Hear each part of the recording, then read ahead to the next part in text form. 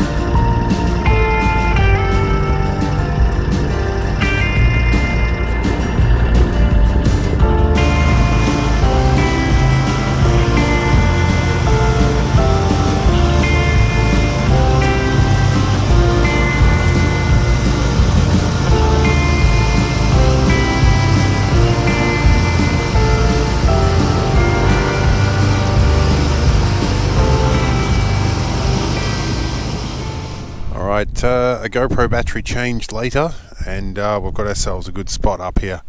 This is hunting reserve down here. A little bit difficult to access on foot, but there is access track we're going to follow down in there soon enough. The signs of rabbits are not as common through here, and that's our primary game at the species at the moment. So this is generally used for duck hunting, but the rules say that you can take pest species like foxes and rabbits during the open season, and that's, I think, specific to this one. Normally you're not allowed to, which is a bit weird. You go to a hunting preserve and you can't take pest species, but I guess there's reasoning for it somewhere. Little scratchings from bunnies. There are a few through here, but this thing's as noisy as crap, so we're probably not going to see any until they settle down for a little bit. Yeah, lots more diggings there. There's some burrows somewhere. Yep, another one there. There's a bunch of them down there somewhere. I think I'll go further back down the track, sit down and have some lunch, and I'll walk back here. And the wind is going that way, so we're going to want to be on that side.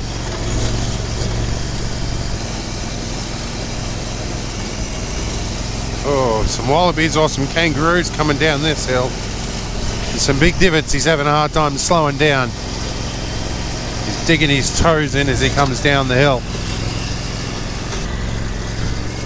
Had some rosellas in there feeding on the bottle brushes. Oh, this is a nice bog hole. I'm glad I'm in the 8-wheeler at least. Oh, this should get through this alright. I've just got to make sure I don't get bellied out somewhere stupid. Alright, let's zigzag our way across this. I'm going to get bellied out. We want to come back a bit. We might have to hit this a little harder. Might have to just send it and try and get through. Yeah, alright, there's my tracks. So if I go that way, I'm going to slip into the ruts. I need to zigzag that way a bit. Right. Oh, that was a little bit tricky. You'll have to remember that that's there on the return trip. Well, that looks like that's a bit of a filter to vehicle traffic, because the vehicle tracks are pretty much dropped off now. This looks like a good little spot for lunch. This is where I was aiming to be. Good little open area. Likely to see some game pull up. I'm going to explore a little bit further and then come back. Another big hole. Alright. Still got wallaby tracks down here. Taking the easy route by the looks. Alright, so we're going to get out and have a look at some tracks down here and see what we can see. So straight off the bat, this one's fox. I can see the claws there. This is deer, front feet, back feet. This has been some deer around here, or that might even be a small deer foot. We've got wallabies, and we've got, is that a koala? That's an that might be a koala. No, they've got the sideways thumbs. You lose my little target board that I brought with me, and I'll do a couple of sighting shots. I've only had a very brief time to actually sight this rifle in, so we're going to have a couple of crack shots, see how we go. I didn't bring any targets with me, but I think if I pin one hole in this and then try and center it off that. Alright, let's see how we go. Alright, so we had to move our target down a little bit. It's a bit too windy for it to stay in the tree. Open a brand new set of, a brand new box of ammo here. These are subsonics. These are usually what I shoot. They're a hollow point. Normally I try and get the 42 grain ones. They make a little bit more difference. 40 grain is near enough. Now I'm not going to do too many shots today, but we are going to just clip them into the stock holder for now and take a few practice shots. Now the stock holds 12, we're going to put 10 in because I think I've had my dose of shooting for the time being. We have in this stock that I made up spare batteries for the scopes and like the survival whistle and all that sort of stuff. Chuck you back in here. Alright, and we'll take cover off that, chuck in the pocket. Alright, angle our camera up. I'm going to say sight. We are on safe. Now we want to go bright sunlight. Get a green shot up here. Here we go. Alright, let's take a shot here. Windy makes it fun.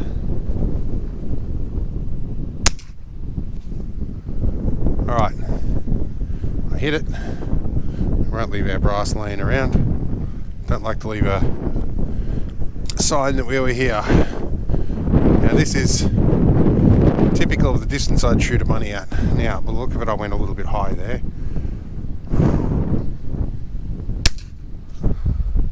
A little bit low, yeah. More or less on that shot. I want to check our grouping mostly. That's my story and I'm going with it.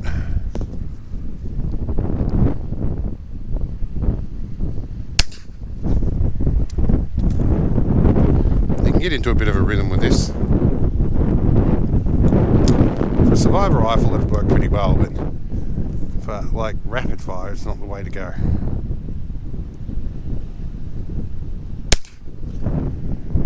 Oh, dropped a bit low there. If I'm encountering a bunny in the wild. Right. Alright, that was pretty well where I aimed, even though that was lower from the group.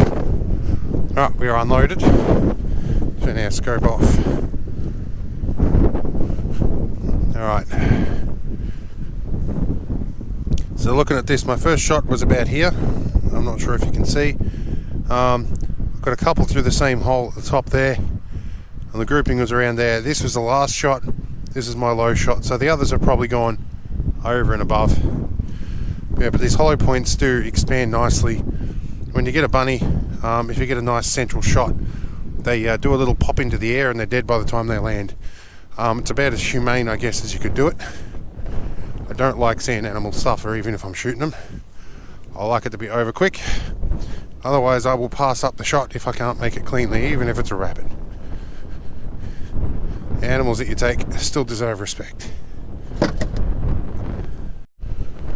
Alright, we're going to put that back on. Towards the dusk I could use the laser on here, but they're a bit bright for that at the moment. Alright, I'm going to go another 2k's down.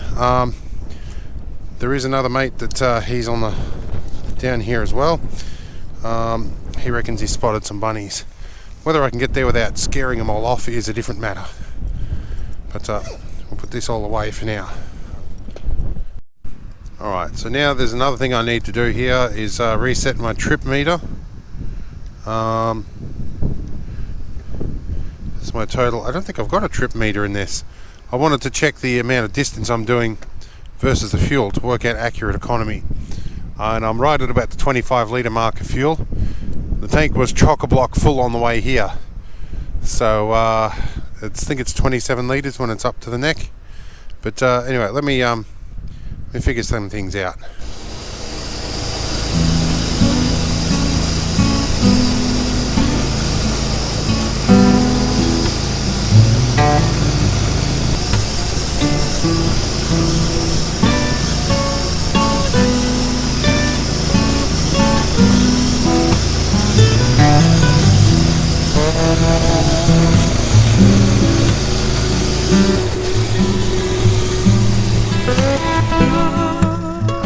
End of the track. Oh, on the wrong track, maybe.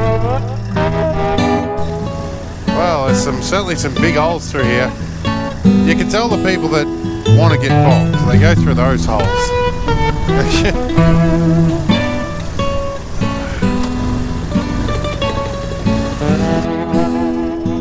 Alright, yet another one of these things, guys. Either stop buying them or take them out. If you can take stuff in, you can take it back out.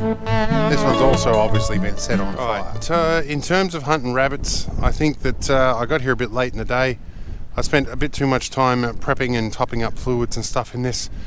I should be able to come back tomorrow. I don't know yet, but we'll see. I could feel sore as hell from today. I'd like a nice sheltered spot out of the wind to have a meal. I might crack a rat pack, and then I might start making my way back towards base and pick up some more rubbish on the way. There was quite a bit I passed on the way in. Generally I make markers on my GPS of all the rubbish and stuff I see in. I do my lap, and then on the way out I pick up as much rubbish as I can. And yeah, where I'm staying there are skip bins. I donate a little bit of money to the establishment that I'm staying at, so that covers the cost of me filling up the bins, which is a bit more than I would normally incur from the normal site fees. But they're very good. They got quite friendly with me. They look after me. So no bunnies, no bunny skin slippers for my kid yet. But certainly we're going to leave the place better than we found it.